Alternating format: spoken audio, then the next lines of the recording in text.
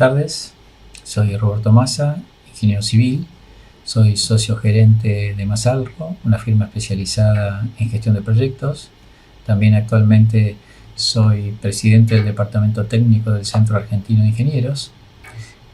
Agradezco al Centro de Ingenieros de Catamarca la invitación a dar esta charla. Estamos festejando los 150 años de la ingeniería en la Argentina. También en el Centro Argentino de Ingenieros estamos festejando los 125 años. Así que bueno, agradecido de poder dar esta charla introductoria a este tema que elegimos, que es planificación. Dentro de planificación vamos a hablar de lo que se denomina planificación 5D, que hoy sería la forma más completa de hacer la planificación de un proyecto.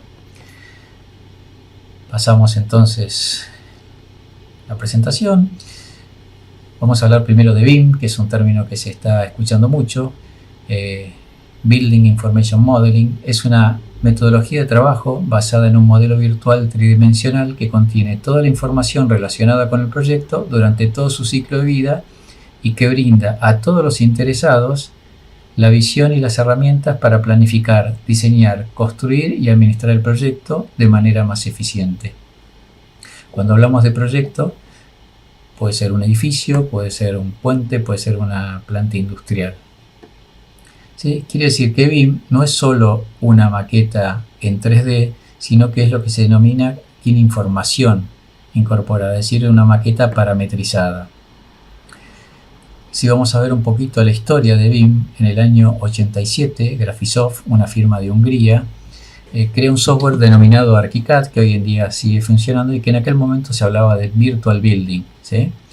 Ya para los años 90, al año 2000, aparecieron plataformas más potentes, como se llamaran PDS y PDMS, de Aviva y de Intergraph, que por ejemplo se puede ver aquí a la derecha. Esta es una maqueta hecha con el software PDMS, es una refinería en Brasil, ya que Petrobras usa PDMS como plataforma base para el desarrollo de sus proyectos. Toda la ingeniería de este proyecto se realizó aquí en Argentina.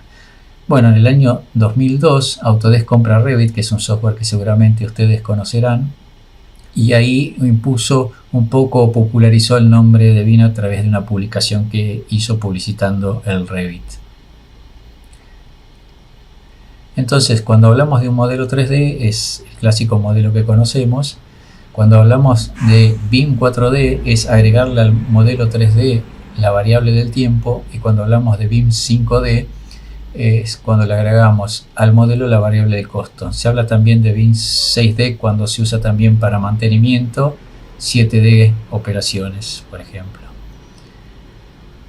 Cuando vamos a la gestión integral de control de proyectos, que incluye realizar todo lo que se muestra aquí, vamos a hablar específicamente de la planificación. Pero vamos a hablar de planificación de proyectos no lineales. Los proyectos lineales normalmente se usa como herramienta un diagrama tiempo-camino o espacio-tiempo, que no es lo que usamos para proyectos no lineales, que normalmente se usa un diagrama de Gantt. Entonces, ¿qué es planificar un proyecto? Planificar es un proceso de elección de un método y secuencia de desarrollo de los trabajos de un proyecto, a partir de varios caminos y secuencias en los que puede ser realizado, teniendo en cuenta los objetivos del proyecto, las expectativas de los interesados, los recursos disponibles, las interacciones con terceros y las restricciones propias de un proyecto. Lo más importante en esta definición es que planificar un proyecto no es encontrar una secuencia de trabajo con la que yo puedo realizar un proyecto o materializar un proyecto, sino que es de todas las secuencias posibles elegir cuál es la mejor y la que más se adapta a los objetivos del proyecto y las expectativas de los interesados. Entonces, si vamos a ver en la planificación de un proyecto cuáles son las etapas que tenemos que ir siguiendo, se empieza por la definición de los objetivos y las expectativas de los interesados, y se define el alcance del proyecto. A partir de ahí se empieza a trabajar, por un lado, en el modelado de la maqueta BIM, y por otro lado se empieza a hacer la planificación por camino crítico, ¿sí? Esto significa, cuando hacemos la planificación por camino crítico, definir los hitos principales, definir la estrategia de contratación y compras, definir la WS o estructura de desglose de los trabajos, definir los paquetes de trabajo, definir el listado de trabajos, secuenciar la ejecución, realizar la relógica y finalmente hallar el camino crítico. Esto normalmente para proyectos de cierta complejidad se hace con un software que es Primavera, que es de Oracle. Muchos de ustedes conocerán el Microsoft Project, que es un software adecuado pero para proyectos muy simples. Una vez que hicimos la planificación, lo que se hace es alternativas de secuencias. Tenemos, como dijimos, tenemos que ver de todas las secuencias posibles cuál es la que más se adapta a los objetivos. Y esto es donde facilita el modelado BIM, porque nosotros tenemos la maqueta que es muy fácil. Conectando la maqueta con el cronograma, hay distintos software que la linkean, podemos ir jugando de alguna manera con la secuenciación, ir viendo cómo se va moviendo las tareas de trabajo y buscar cuál es la óptima. A partir de ahí seleccionamos la alternativa de ejecución y podemos realizar la planificación detallada haciendo el análisis de recursos. Una planificación que no tiene en cuenta los recursos es una expresión de deseo.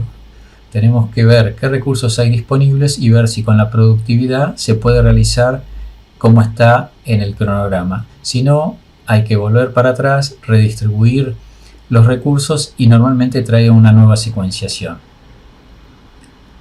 A partir de ahí se hace el análisis de riesgo, ¿sí? Para calcular la contingencia.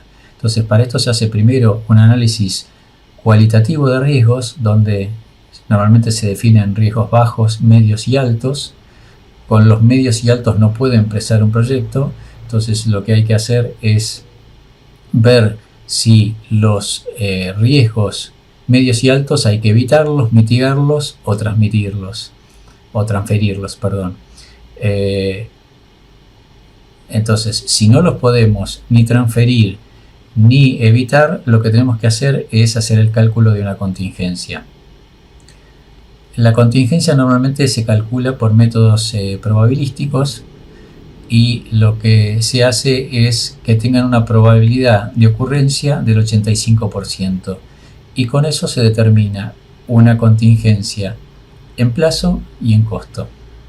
Una vez que le agregamos a nuestra planificación las contingencias en plazo y las contingencias en plazo, tenemos una probabilidad de que nuestro proyecto se termine en el plazo que decimos y en el costo del 85%. Es interesante entender esto porque muchas veces con mucho menos análisis se dice como muy certero que algo va a ocurrir cuando en realidad es posible pero muy poco probable. A partir de acá entonces tenemos el presupuesto de control del proyecto. Podemos hacer la validación de la alternativa y a partir de ahí ya tenemos para hacer seguimiento del proyecto las curvas de progreso, y podemos hacer el seguimiento de la curva S. Y con lo cual podemos hacer ver cómo es el avance del proyecto con la teoría del valor ganado, que es muy difundida para proyectos de este tipo. Entonces, finalmente nosotros terminamos teniendo un tablero como el que vemos aquí, donde por un lado tenemos la maqueta virtual, donde podemos ir viendo con el paso del tiempo y el cronograma cómo son la simulación constructiva que se va dando. Podemos ir viendo el costo acumulado en el tiempo y la evolución de las tareas. Es decir, que en un solo tablero nosotros podemos ir viendo la secuenciación y las barras del cronograma o del diagrama de Gantt, y podemos de acuerdo a eso ir optimizando, o si ya vamos a hacer el seguimiento del proyecto, podemos ir viendo el estado del proyecto a ese día. Para ver un ejemplo de esto, les voy a mostrar un breve video que es de una planificación 5D que hicimos para Paseo del Bajo, para AUSA, durante la licitación. AUSA hizo todo lo que es el diseño de este proyecto que, como recordarán, une la parte sur de la ciudad de Buenos Aires con la parte norte. Es 6,5 kilómetros de longitud, parte en trinchera, parte en viaducto. Si bien pareciera que es una obra lineal, termina siendo una obra no lineal, porque lo que más impacta son todas las interferencias que tiene esa obra. Entonces, poder verlo esto en, digamos, como poder ejecutarlo previamente en una maqueta antes de ejecutarlo, ayudó mucho a ver todas las interferencias que podía haber. A ver, aquí podemos ver, por ejemplo, cómo va avanzando los frentes de trabajo. Aquí a la derecha vamos viendo cómo nos vamos moviendo en el diagrama o en el cronograma. Acá está simplificado, para que se den una idea. Un proyecto de este tipo llevó alrededor de 8.000 tareas, pero lo importante es que uno podía ir viendo, en función del tiempo, uno podía ir viendo la secuenciación de los trabajos. Entonces esto dio para optimizar mucho, viendo que había frentes de trabajo subatacados o en algunos casos demasiados frentes de trabajo. Entonces se iba corrigiendo eso y se volvía a sacar el camino crítico. Con lo cual, para un proyecto de esta complejidad, realmente es una herramienta muy útil. Es decir, que cuando hablamos de BIM 4D y 5D, ¿qué es lo que nos permite? Nos permite analizar alternativas para optimizar el plan de proyecto, nos permite realizar simulaciones cuantas veces sea necesario, nos permite hacer estimaciones comparativas de varias propuestas de diseño y hacer ajustes a medida que el proyecto evoluciona, conocer al instante repercusión de cambios, comunicar de forma clara el avance del proyecto, y algo que no es menor, es proporciona una poderosa herramienta de visualización y comunicación, que muchas veces, cuando en un proyecto participa gente que no es tan técnica, estas herramientas son muy útiles para poder explicar de qué estamos hablando a veces.